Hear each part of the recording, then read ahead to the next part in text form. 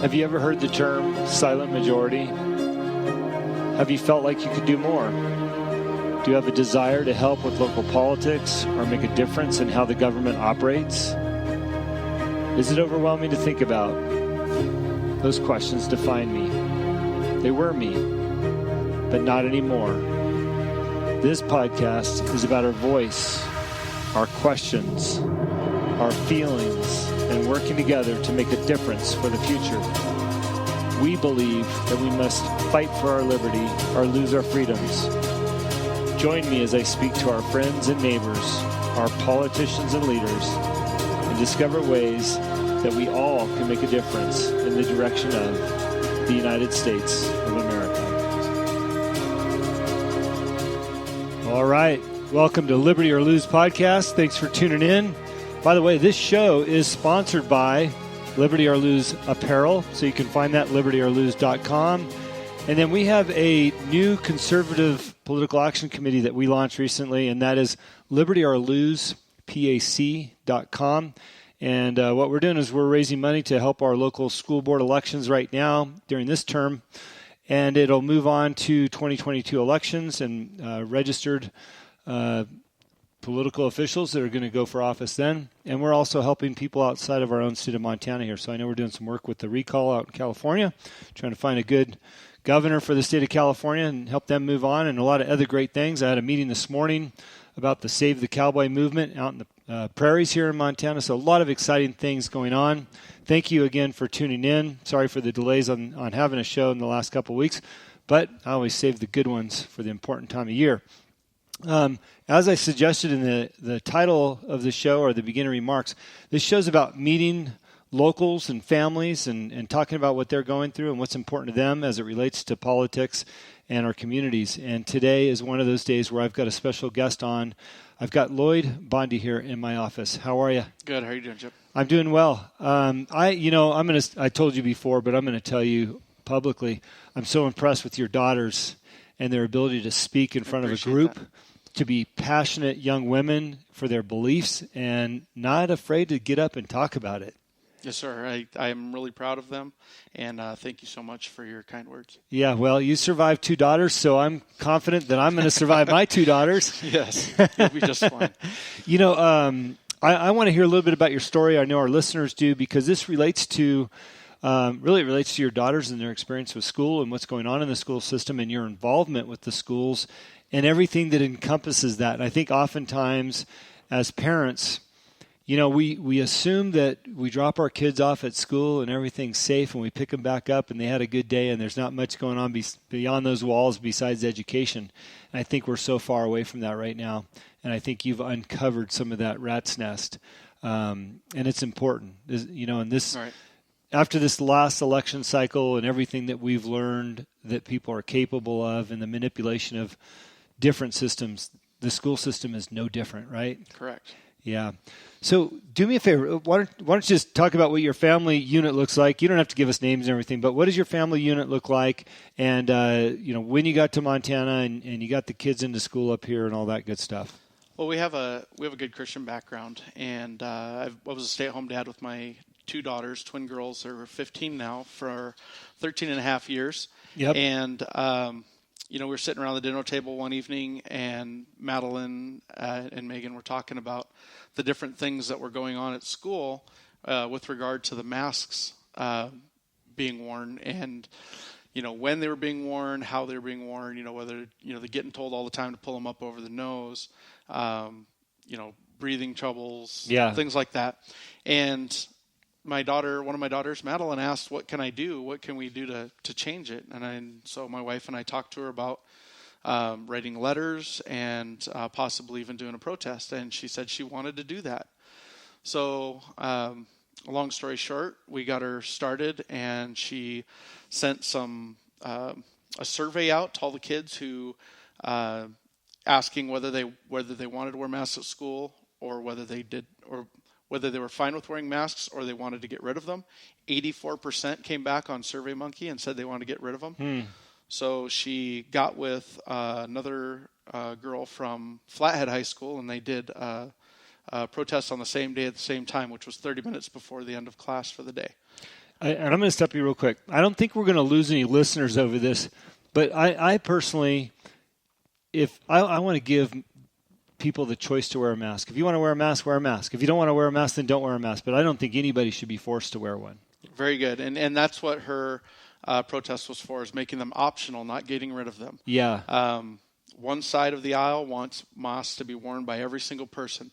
We're not asking that they be completely eliminated, just optional, as I know several people who have had problems where they had students that were 4.0 plus that could not wear a mask, one for asthma and another one for rash on her face. Yeah. And they're no longer in school. Yeah. What's crazy about this discussion, that we're having a discussion about it, right? Because we're talking about people should have a freedom of choice, and they don't. They're being shamed into these masks. Now, I've had Dr. Annie Bukacek on this show a couple times. I mean, she's awesome. Don't get her started on masks, right? Oh, no. She is anti-mask for a variety of reasons, and I don't want to turn this show into that because I know there's so much more about it. But what's interesting, and I'm going to let you continue your story here in a second, is the way that they position these mask mandates or these surveys that come from the school systems. So we had in our school board over here, they did a survey, nothing like your daughter's. This was a skewed survey. It said, do you want people to wear a mask? Basically, do you want a mask or not, right? That was kind of the first question. The second one is, do you want to do away with masks after everybody feels comfortable? Or third, do you think we should keep the mask? And I'm kind of paraphrasing there, so I'm not being super clear about it. But the point is they threw that middle question in there, right? So you get a whole bunch of people that have to say, geez, I don't care about other people, so I better vote that I don't agree with the mask, but I'll wear it until everybody's comfortable. Right. And that's the trickery that we're dealing with. And, so I appreciate your daughter took a survey of her own the right way, right? Yes or no? So please continue your story. I'm sorry I interjected there, but it's just crazy where people go with these things. So that was only the introduction. That's how I became interested in this whole deal, going from masks all the way to school board and beyond. Mm-hmm. And the mask part's over. That's small potatoes compared to what's happening with the children's First Amendment rights and with the corruption on the school board. Mm-hmm. The kids that were going to walk out at Glacier High School, and Flathead High School, they were not going to be able to make up the work they missed for that last 30 minutes. And, frankly, 30 minutes is I'm not feeling good, I'm going to go to the bathroom. It's not a particularly long time. They stood up, walked out. There was no announcing I'm leaving because of this. They didn't interrupt the classroom, and they didn't disrupt the educational process, which is what it says in their student handbook. So let's be super clear on that, because I want to make sure the listeners understand what you're saying. The students decided they're going to do a walkout, and they were going to do it the last 30 minutes of class. Right. So they didn't disrupt the entire day. Right. Last 30 minutes of the class, as you said, that's a bathroom break. That's a let me put my boots on break. And because they walked out the last 30 minutes, they couldn't make up the time. Correct. That they walked out. Any other day, there was probably nothing going on the last 30 minutes. Right? I mean, you and I went to school. And not only that, but I know at least one teacher moved their test to that time so that they would intentionally miss it and not be able to make up the test. Mm-hmm. And that student happens to be a friend of my daughter's. Mm. Wow. Now, that's Glacier and Flathead High School. At Whitefish High School, you can look this up online. Their school handbook says that anybody who participates in a demonstration at Whitefish High School will be suspended for 3 days, and anybody organizing it will be expelled from the school. It's your First Amendment right to stand up and speak your mind and to be heard. And that's trampling on their First Amendment rights with big boots. My guess is that this isn't only happening here in Montana. No, it's happening all over the country. Yeah. Wow. You talked about some of these other things, or you've got some notes on some other things here that are happening out there. Let's get into some of this stuff. Well, really quick, I'd like to tell you, as far as these protests go against these things, the kids organized their own. We did not encourage, they did it organically. We did not push them into it. Mm-hmm. They wanted to do this, and that was great. The parents and parents and community have been also performing their own protests, going to the school board meetings. And this is a new development. Initially, at a school board meeting, you were allowed to speak for 3 minutes at the beginning of the meeting. Yeah. They were getting so many parents talking about this stuff and going in and speaking their mind that they decided, in a way to stifle them, to move that public comment section to the end of the meeting. Now, I was just told by one of the candidates that he was pulled into Micah Hill's office and was told by Micah Hill, the superintendent for Kalispell School District 5, that they were not going to hold them in person anymore. It was only going to be online meetings because they're trying to avoid these protesters and trying to avoid all that stuff. We were on the school property protesting with signs, and the police were called by Micah Hill to run us off the property. After that, we did peacefully and respectfully and thanked the officers for coming out.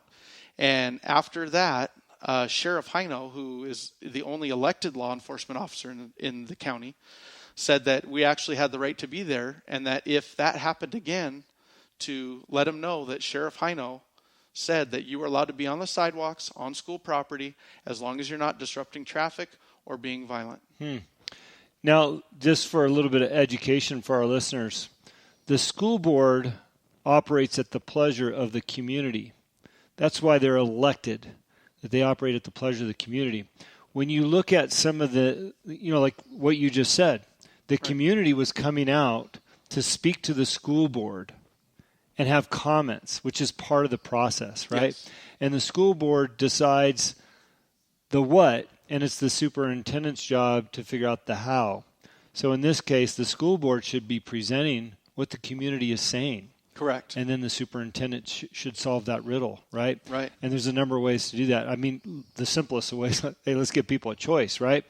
So it's fascinating to me because this is, and I'm in a different school district than you, it's just fascinating the control that these boards have over the community instead of the community having the control over the boards. Exactly. It's almost like they're immune from listening to the people that elected them. Well, and that seems to be what's happening in our from our communities all the way through the country right now, is that you can get away with whatever you want and there are no repercussions. Yeah. People of power don't seem to have to answer to anybody anymore. For instance, with regard to these schools and the school board stomping on First Amendment rights to speak your mind and to protest, I made several calls to Flathead County Attorney Travis Honor, who has not returned any of my phone calls and who does have a conflict because he's friends with the superintendent, Micah Hill. Mm-hmm. Now, for one, there's no reason he shouldn't have contacted me. But number two, it's his job as in that position to forward that call on to somebody who does not have a conflict. Right. It's his job if he has a conflict with it, he needs to move it to somebody who can handle it. Mm-hmm. None of that has happened, and I've been trying to get a hold of him now for 3 or 4 weeks. Wow. It's amazing how it just falls on deaf ears. By the way, I feel for you. I've been sending emails to the school board out here for the last month, and I sent it to all the board members. I've only had one person respond each time. It's amazing. Jeez. So, with regard to the elections coming up here, I know Kalispell School District 5. There's some questions that need to be answered that I so far have not been able to find answers to. One of them being, as the ballots come in, they're paying substitute teachers $12 an hour to collect those ballots. To me, that should be a volunteer position by a non-conflicted party. Interesting. But that's something that it's not held like a regular election. It's not going through the county elections. They kind of oversee it, but they don't. It's all done in the school district, and everything that I've seen so far is the schools not staff, but the administration is pretty corrupt, and I can't imagine that that's going to go real well without some kind of, non-conflicted oversight. Well, let's just put the term corruption aside for a second, right? Sure. I've got some community members, but